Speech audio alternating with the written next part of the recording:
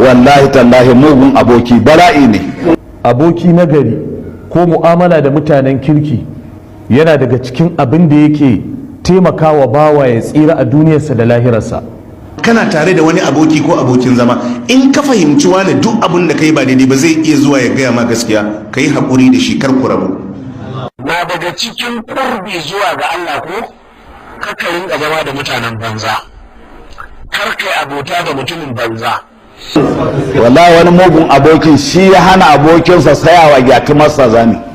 Annabi sallallahu alaihi wasallam ya buga misali dangane da aboki nagari da aboki mara alkhairi.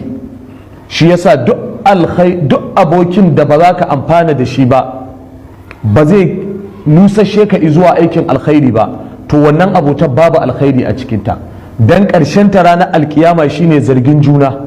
Duk angon da take yin iska mai ka tashi. Ko a cikin angon kar ka yadda da abokantakan da duk yadda ka karkata haka da abika. Dan Allah matasa ka aunawa yana sanin menene amfanin zaman shi ma da mutum.